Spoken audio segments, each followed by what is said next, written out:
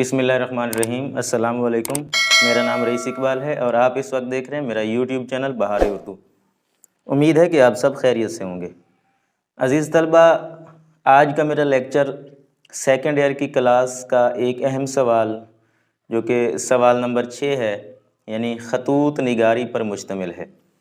ये सवाल पेपर में 10 नंबर पर मुश्तमिल है और जैसे कि फ़र्स्ट ईयर के अंदर हम दरख्वास्त लिखते हैं या रसीद लिखते हैं और उसका एक तरीक़ाकार होता है और उसको लिखने से हम आसानी से पूरे नंबर हासिल कर लेते हैं या अच्छे नंबर हासिल कर लेते हैं, तो बिल्कुल ऐसे ही सेकंड ईयर के अंदर दरख्वास्त की जगह ख़तूत को शामिल किया गया है।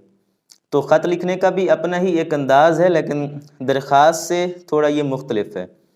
दरख्वास्त के लिए मैंने ये तरीका बताया था कि दरख्वास्त मुख्तसर और जामे होनी चाहिए, लेकिन जो ख़तूत है, जब हम ख़त लिखते हैं तो ख़त तफसील से लिखा जाता है। इम्तिहानी नुक्ता निगाह से आप ख़त जो है वो आपका ख़त 2 सफ़े पर मुश्तमिल होना चाहिए। सफ़ा यानी एक साइड, 2 सफ़े पर मुश्तमिल आपका ख़त होना चाहिए और उसके अंदर भी अच्छा मतन बेहतरीन अंदाज में आप अपना मुद्दा बयान करें, अपने मौजू के मुताबिक अपने ख़त को मुकम्मल करें। आज हम देखेंगे कि ख़त किस तरतीब से लिखें और वो कौन सी गलतियां हैं कि जो तालिब इल्म करते हैं और उनके पेपर के अंदर नंबर कम हो जाते हैं, नंबर कट जाते हैं। तो एक नमूने का ख़त यहाँ बोर्ड पर आपके सामने मौजूद है, जो कि अहम ख़त भी है और बहुत दफ़ा पेपर में भी आ चुका है।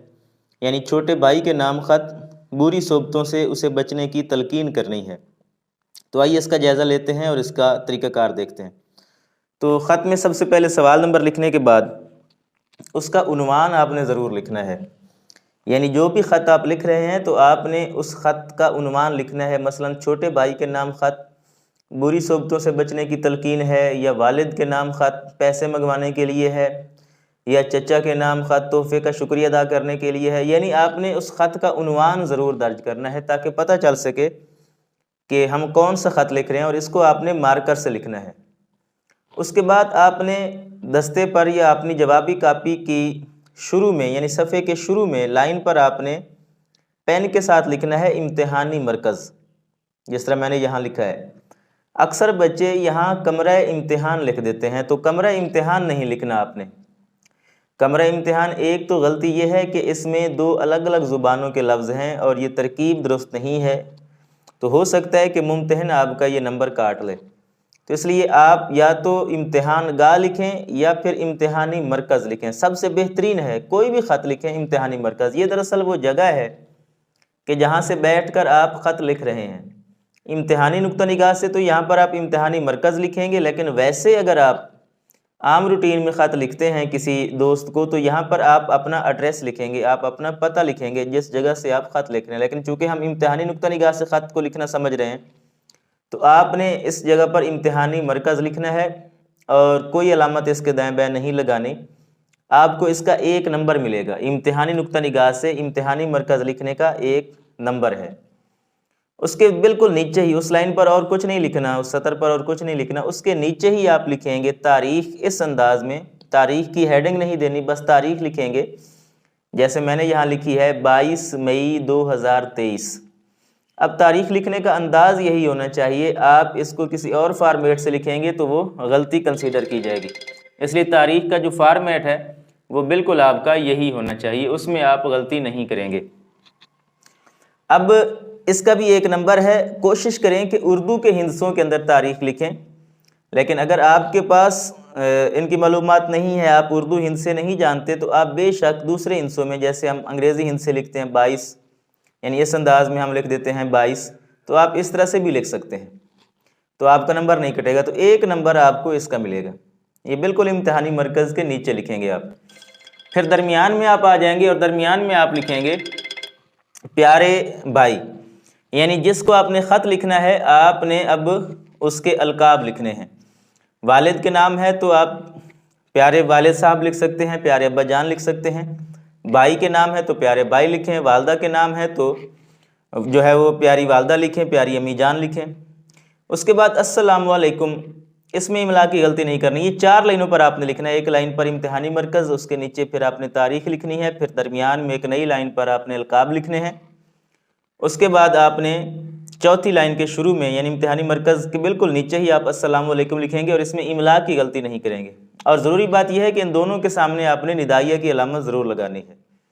प्यारे भाई के सामने भी निदाइया की अलामत, अस्सलाम वालेकुम के सामने भी निदाइया की अलामत, ये ज़रूरी है। अस्सलाम वालेकुम के अंदर इमला की गलती ना करें, ये बिल्कुल इसी अंदाज़ में लिखें। अक्सर बच्चे दरमियान में वाव लिख देते हैं या अलिफ के बाद लाम नहीं बनाते, तो इमला की गलती कंसीडर करके नंबर काट लिया जाता है। तो ये 4 लफ्ज़ हैं, इनके 3 नंबर आपको मिलेंगे, यानी आधा नंबर आपको प्यारे भाई का, आधा नंबर आपको अस्सलाम वालेकुम का और 2 नंबर ये हैं 3 नंबर। और अक्सर बोर्ड के पेपर में इनके 4 नंबर भी दिए जा सकते हैं या दिए जाते हैं। मसलन 1 नंबर इम्तिहानी मरकज़ का, 1 नंबर तारीख़ का, 1 नंबर अलकाब लिखने का और 1 अस्सलाम वालेकुम लिखने का। उसके बाद आप 5वीं लाइन पर अस्सलाम वालेकुम जहाँ पर ख़त्म होता है उसके नीचे से लिखना शुरू करेंगे। 2 सफ़े का आपने मतन बनाना है पूरी तफसील के साथ बेहतर अंदाज में, और उसमें आप हर सफ़े पर एक हवाला भी दर्ज करें, चाहे वो नसरी हो या शेरी हवाला भी दर्ज कर सकते हैं। तो 2 सफ़े का एक अच्छा ख़त बनाए। आपका ये जो हिस्सा मतन है, ये जो मवाद है, ये तकरीबन 4 से 5 नंबर पर मुश्तमिल होता है। 5 नंबर भी दिए जा सकते हैं, 4 नंबर भी इसमें 6 नंबर भी दिए जा सकते हैं। अगर 4 नंबर का खाका है तो 6 नंबर का फिर आपको ये हिस्सा मिलेगा।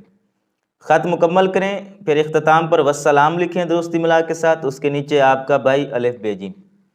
ख़त का आगाज़ जब करें तो उसकी इब्तिदा ऐसे करें कि उम्मीद है कि आप खैरियत से होंगे। पहले अपनी खैरियत बताएं कि मैं बिल्कुल खैरियत से हूँ और उम्मीद है कि आप भी खैरियत से होंगे। इसमें एक गलती जो आमतौर पर की जाती है वो नहीं करनी कि मैं खैरियत से हूँ और आपकी खैरियत नेक मतलूब चाहता हूँ। तो मतलूब और चाहना ये दोनों नहीं लिखने, यानी मतलूब का मतलब भी वही है, चाहना का मतलब भी वही है, तो इसका मतलब है ये फिर आपका फ़िक्रे की गलती हो जाएगी, तकरार आ जाएगी। तो आप लिखेंगे कि मैं खैरियत से हूँ और उम्मीद है कि आपकी खैरियत भी नेक होगी, या मैं आपकी खैरियत नेक चाहता हूँ, या आपकी खैरियत नेक मतलूब है।